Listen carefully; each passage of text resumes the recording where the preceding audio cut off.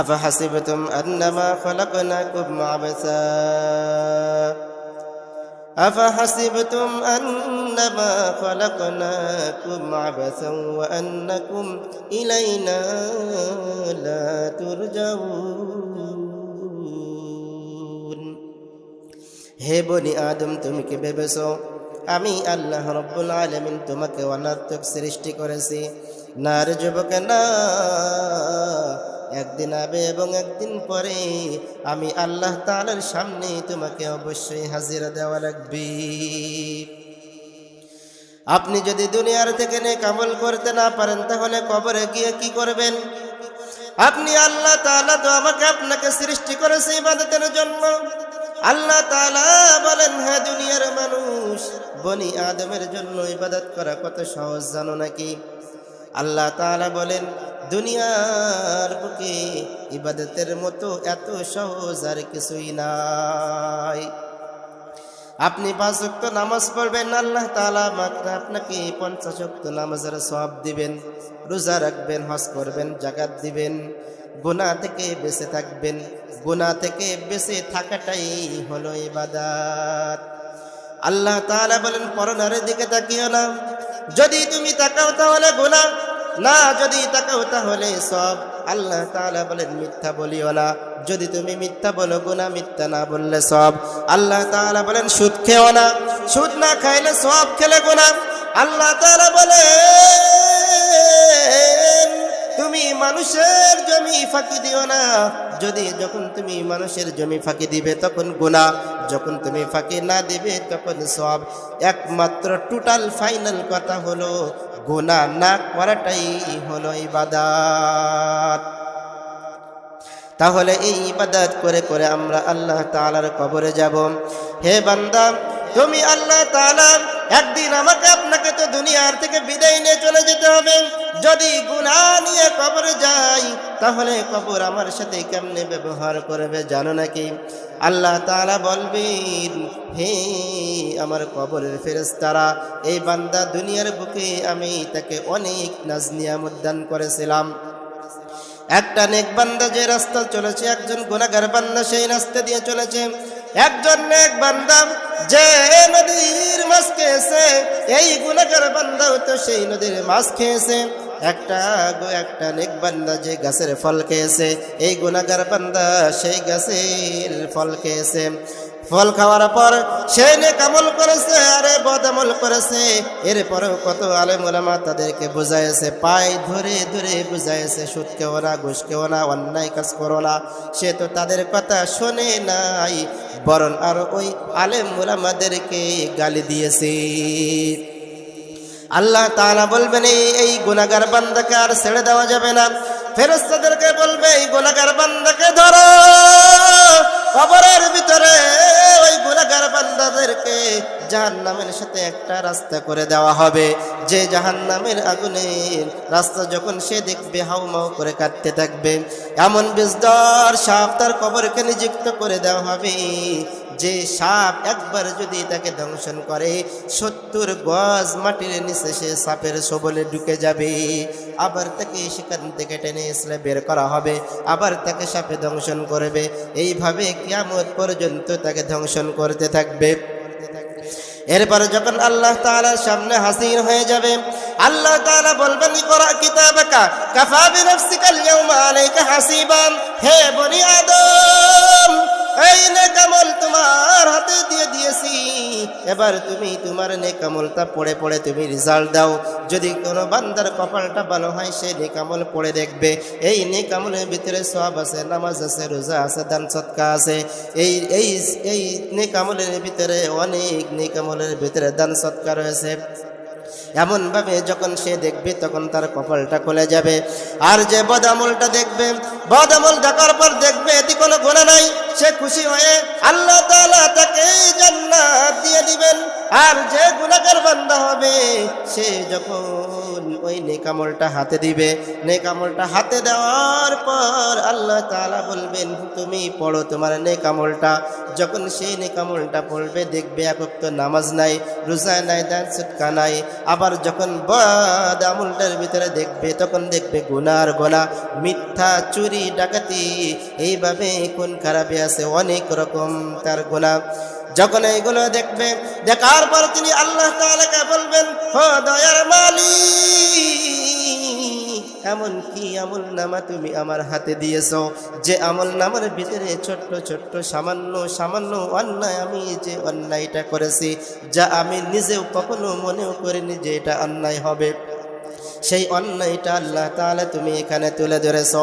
ফামান ইয়ামাল মিসকালা যাররাতিন খায়রান ইয়ারা ওয়া মান ইয়ামাল মিসকালা যাররাতিন শাররান ইয়ারা।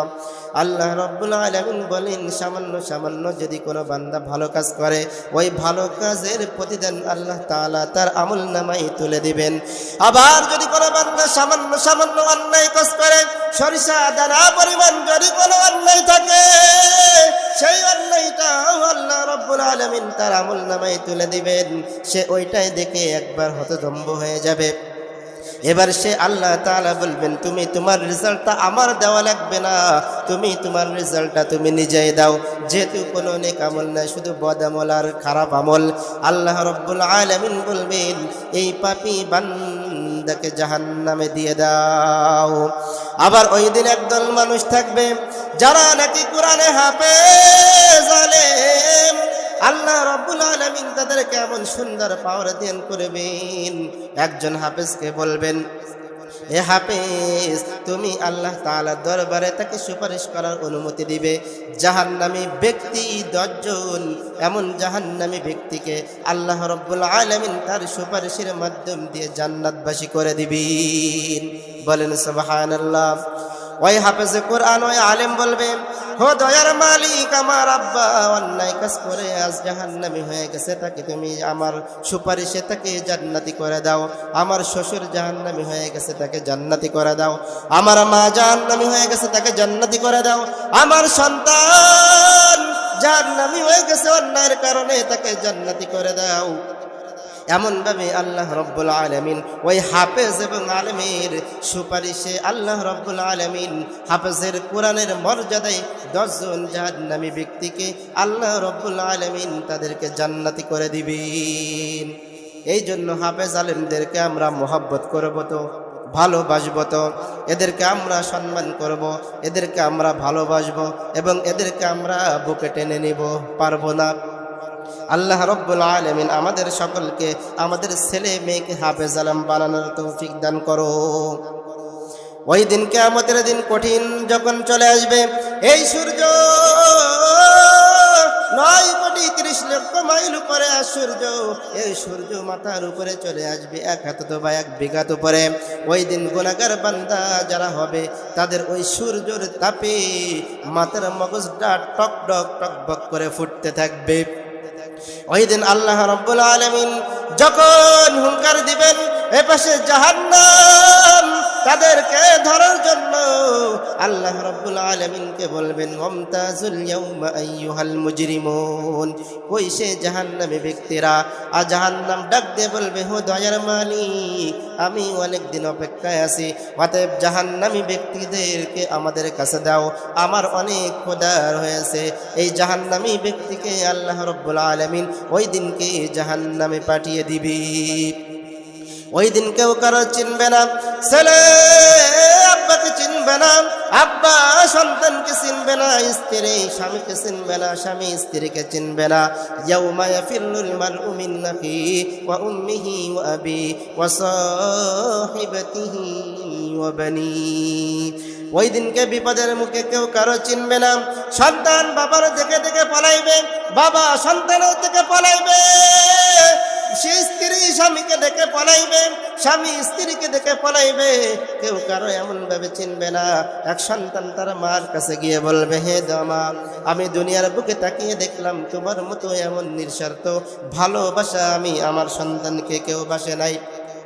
অতএব হে মা, একটা নেকির জন্য আল্লাহ রাব্বুল আলামিন আমাকে জাহান্নামের ফয়সালা করে দিয়েছে। ও আমার মা, একটা নেকি আমাকে দাও, যে নেকির বিনিময় আমি আল্লাহ রাব্বুল আলামিনের কাছে বলবো একটা নেকির জন্য আমার জাহান্নামী হয়ে গিয়েছে। আমার মা আমাকে একটা নেকি দিয়েছে, এই একটা নেকির বিনিময়ে হে দয়ার মালিক তুমি আমাকে জান্নাতি করে দাও। ওই সন্তান যেমন ভাবে যখন কাকুতি মিনতি করবে, ওই মা তখন বলবে তুই যে আমার সন্তান তা আমি মানি না, কারণ ওই দিন কেউ কারো চিনবে না, কঠিন হাসরের ময়দান। ওই দিন যদি আপনি শূন্য হাতে যদি কি নিয়ে যান তাহলে কি হবে, কি উপায় হবে? তাহলে আল্লাহ রাব্বুল আলামিন বলেন, হে দুনিয়ার মানুষ, আমি তোমাদেরকে জান্নাতে দিতে চাই, জাহান্নাম থেকে মুক্ত করতে চাই।